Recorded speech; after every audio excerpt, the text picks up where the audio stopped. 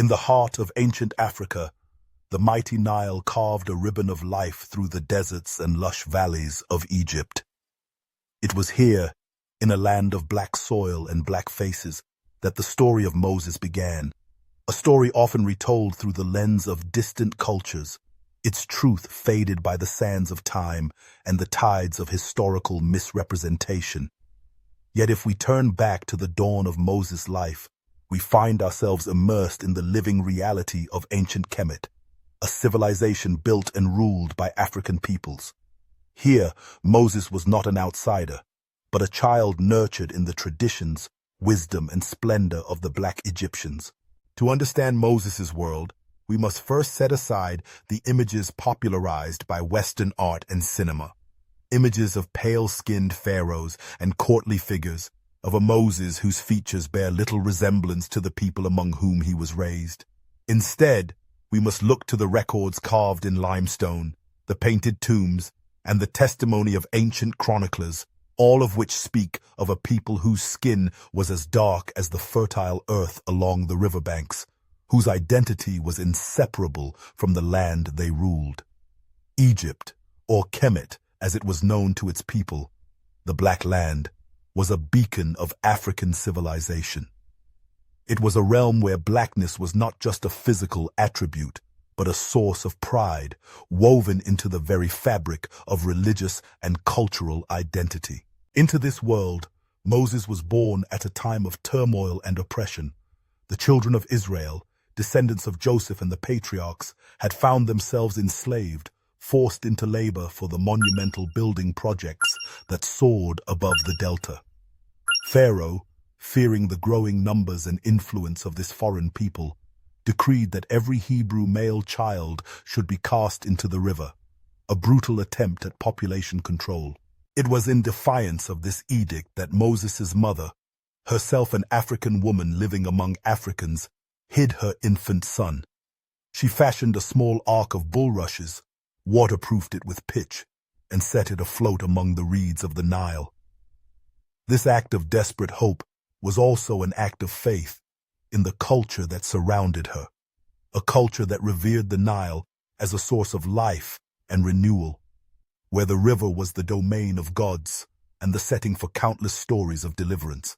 The baby's cries attracted the attention of Pharaoh's daughter, a princess of the royal house of Egypt. She too was a black Egyptian, descended from generations of rulers whose likenesses were preserved in ebony statues and golden funerary masks. She saw the child, recognized him as one of the Hebrews, and yet, moved by compassion, she claimed him as her own. Thus, Moses was raised in the heart of Egyptian royalty, schooled in the traditions, languages, and mysteries of a civilization that was, in every sense, African. The education of a prince in ancient Egypt was no small matter. From a young age, Moses would have been tutored in the arts of reading and writing, a privilege reserved for the elite. He learned to decipher the intricate hieroglyphs that adorned the walls of temples and tombs, to recite the hymns and prayers to the gods of the pantheon, to understand the cycles of the sun and stars that governed the calendar. He would have studied mathematics, medicine, and the military arts, preparing for a life of leadership and responsibility. Moses walked the courtyards of the great palaces, their columns painted in vibrant hues, their halls echoing with the music of harps and flutes. He gazed upon the statues of kings whose faces mirrored his own, whose skin was burnished by the same sun that shone upon the fields of Nubia and Cush.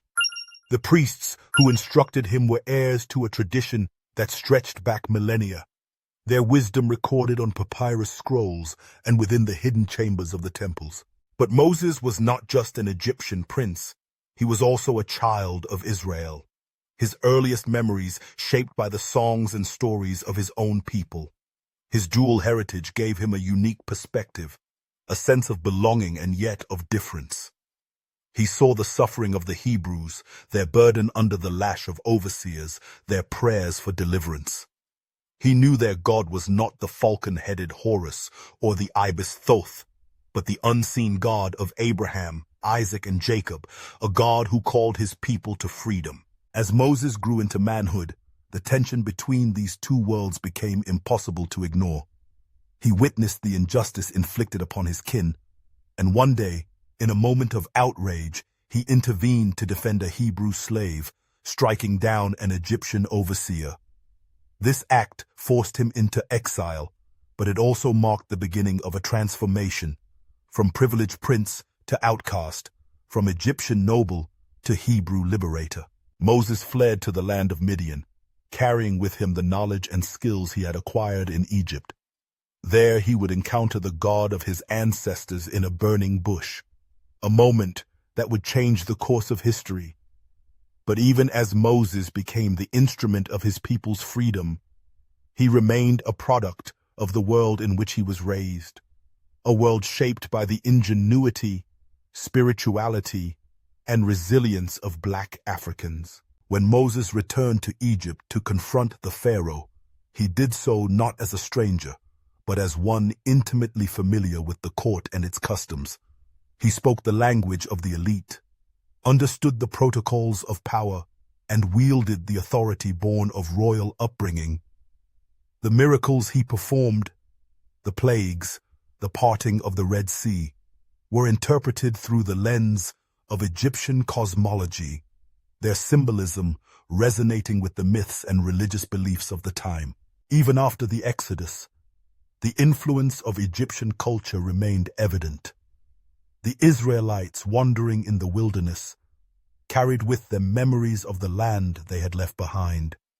The construction of the tabernacle, the rituals of worship, the codes of law, all bore traces of the civilization that had shaped Moses from childhood. His leadership reflected the discipline of Egyptian royalty, his laws the moral rigor of a people forged in the crucible of Africa. To ignore the African context of Moses' story is to miss the richness and complexity of his life. The ancient Egyptians were not the pale-skinned figures of Renaissance art or Hollywood epics, but a people whose features, customs, and worldview were rooted in the African continent. Their achievements in architecture, science, and governance were the fruits of a civilization that drew its strength from the land and its people, a civilization that produced some of the world's earliest advances in mathematics, medicine, and philosophy. The evidence is clear in the art and artifacts that survive. Wall paintings from the tombs of Thebes depict Egyptians with dark brown and black skin, their hair plaited and adorned with beads. Statues of pharaohs and queens show broad noses and full lips, features common among African peoples. The accounts of ancient historians, from Herodotus to Diodorus Siculus, describe Egypt as a land of black-skinned inhabitants, distinct from the lighter-skinned peoples of the north. Yet over centuries, as Egypt came under the sway of foreign rulers, Persians, Greeks, Romans, the memory of its African roots was gradually eroded. Later generations, influenced by Eurocentric perspectives, recast the story of Moses and the Exodus in their own image, stripping away the realities of race and identity that defined the ancient world. The result was a whitewashed narrative, one that persists in popular media and religious iconography to this day. But history, when examined honestly, reveals a different truth. Moses was raised among Black Egyptians, absorbed their culture, and carried their influence throughout his life. His story is not just a tale of liberation from bondage, but a testament to the enduring legacy of African civilization, a legacy that shaped the foundations of Western religion and thought. To reclaim this narrative is not merely to correct a historical injustice, but to honor the millions who built the pyramids, who charted the stars, who preserved wisdom through war and peace. It is to recognize that the story of Moses is inseparable from the story of Africa, and that the lessons he taught of justice, compassion, and faith are the inheritance of all humanity. Imagine Moses as a child, running through the gardens of the palace, his laughter mingling with the songs of the Nile boatmen. Picture him learning to write his name in the flowing script of the scribes, his hands stained with ink made from crushed reeds and berries. See him watching the processions of priests carrying statues of Osiris and Isis, the incense curling in the warm air, the drums and cymbals echoing through the stone corridors. The faces that surrounded him were not alien, but familiar. The customs he learned were those of his own people. As he grew, Moses would have attended the grand festivals of the Egyptian calendar, the Opet festival, when the statues of the gods were carried from Karnak to Luxor, the beautiful feast of the valley, when families honored their ancestors with offerings and prayers.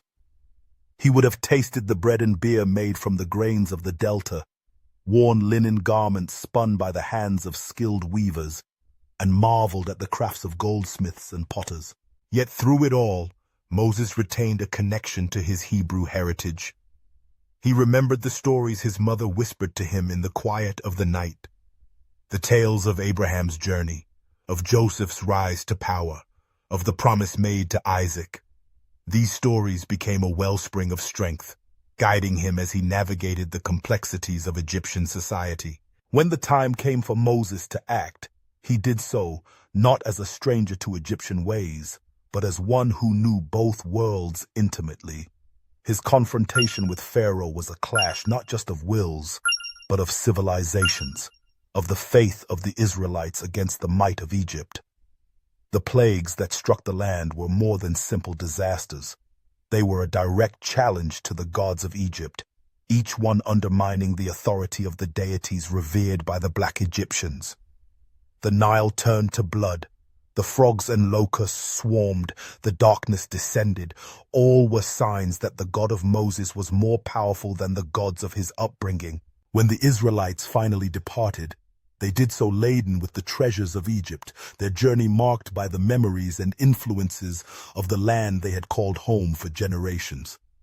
Moses led them through the wilderness, drawing on the leadership skills he had learned in the royal court, organizing the people, establishing laws, and mediating disputes. The 10 Commandments he received on Mount Sinai echoed the ethical codes of Egypt, while introducing a new vision of justice and community. Throughout their wanderings, the Israelites struggled to define themselves, to forge a new identity distinct from the Egyptians, yet forever shaped by them. The golden calf they fashioned in Moses' absence was an echo of the sacred bulls of Egypt, a reminder of how deeply the old ways were ingrained. Yet Moses, drawing on both his heritage and his faith, guided them toward a new destiny. After 40 years, Moses stood on the threshold of the Promised Land. He had seen his people transformed from slaves into a nation, had witnessed miracles and endured trials. Yet his life remained a testament to the power of culture, memory, and identity, a bridge between the world of his birth and the world of his calling. Today, as we reflect on the story of Moses, we must do so with an understanding rooted in history and respect for the people who shaped it. The ancient Egyptians were not the caricatures of later ages, but a vibrant, sophisticated, and deeply spiritual African society. Moses was a son of that world, raised among its kings and priests, formed by its wisdom and values. To see Moses as he truly was is to affirm the richness of African heritage and to challenge the distortions that have clouded our understanding for so long. It is to recognize that the foundations of Western civilization, law, religion, art, and science, owe a profound debt to the Black Egyptians who nurtured one of history's greatest leaders. Let us remember Moses as the product of ancient Africa, a child of the Nile, a prince of Kemet, and a prophet whose legacy endures. In doing so, we honor not only his memory, but the countless men and women whose lives shaped the course of human history, whose stories deserve to be told in all their truth and beauty. As the sun rises over the ruins of Thebes, casting long shadows across the broken columns and fallen statues, we are reminded that history is not a static thing, but a living legacy. The story of Moses is written not just in scrolls and scriptures, but in the stones of Egypt, in the faces of its people, and in the spirit of all who seek freedom and justice. In reclaiming this narrative, we open the door to a deeper understanding of ourselves and our shared past. We see that the journey of Moses, from the waters of the Nile to the heights of Sinai, is the journey of humanity itself, a testament to the enduring power of hope, faith, and the unbreakable ties that bind us to our origins. So let us remember, Moses was raised among ancient black Egyptians, not the whitewashed image seen in films, but as a child of Africa, a prince among his people, and a leader whose story belongs to all of us. Let this truth inspire us to seek out the hidden stories of history, to celebrate the diversity and resilience of the human spirit, and to honor the legacy of those who came before us. And if you're still here, maybe your soul just got touched in the deepest place. At Tales of Black, every story is a ritual, a reminder that some memories are not written in books, but in bone and blood. If this story stirred something in you, share it with someone still wandering. Subscribe to the channel so you don't miss what comes next. And if there's a legend, a memory, or a haunting you want told, leave it in the comments. Maybe your story is the next one summoned in the